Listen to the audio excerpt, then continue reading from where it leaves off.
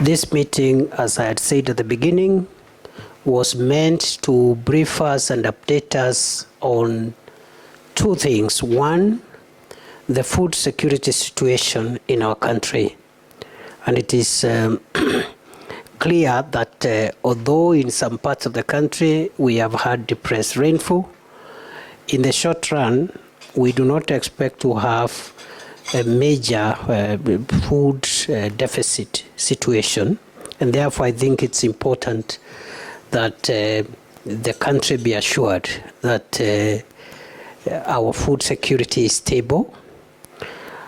However, in the spirit of preparedness and being ahead of time, we have received scientific information from the weather experts in Kenya and globally that later in the year we are likely to have enhanced rainfall in form of ELnino, which might affect a number of things, including food security, infrastructure, public safety because of floods and other things, and the supply chain of basic commodities. It may affect our public health situation and so forth and so on. For that reason, again, we want to assure the country that there is no need of panic, and we are engaged. All the ministries, department agencies, all organs of state are engaged to ensure that in the event of the actualization of the prediction by the scientists, the country is prepared and we are not taken to surprise. We will ensure that we mitigate and take action to make sure that we do not have a disruption of a civic order. We don't have disruption of movement of goods and services. We don't have public health concerns that could hurt the public good. And we'll also take preventive action in the traditional areas which are prone to mudslides and landslides and flooding. We'll take preventive measures, and should this happen, we'll take active measures to make sure that we mitigate on loss of human life and public safety concerns and other disruptions that are associated with the ELnino rains. So at the moment, there is no cause of alarm.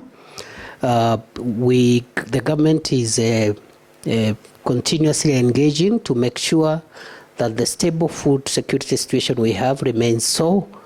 And number two, in the event, as the scientists tell us, of an ELnino, we take proactive measures to make sure that there are no disruptions. Once more, say, in the spirit of a coordinated approach, we are going to partner at this early stage with county governments, as required by the new law, to make sure that there is a seamless preparation phase for any eventuality between the national government and the county governments, so that we get prepared. The ministry responsible for infrastructure is already working on certain interventions, especially within Nairobi, to make sure that we mitigate the excessive implications or impacts on drainage, and also certain infrastructural projects, which are some of them are complete, will help us mitigate against any eventualities. And also the traditional areas that have been affected, as I've said in the past, we are organizing to make sure that in case of anything, we are more than ready. The new law also anticipates the country to look at disaster preparedness as an important national security and national interest position, and that's what we are doing. And we are looking at this, with that level of seriousness, and we will work to ensure that, unlike in the past, we will be much more organized, because the new law gives us the framework to coordinate faster, better, and more efficiently. And because disaster management is now more comprehensively approached, we have also received a brief on our continuous preparedness against any eventuality because of the Ebola situation in Central Africa. And our country has been actively prepared for the longest time.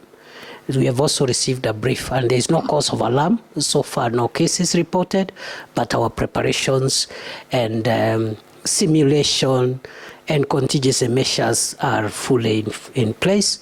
And any other matter that falls within the new law on disasters will always find its way into this kind of coordinated approach. Thank you very much.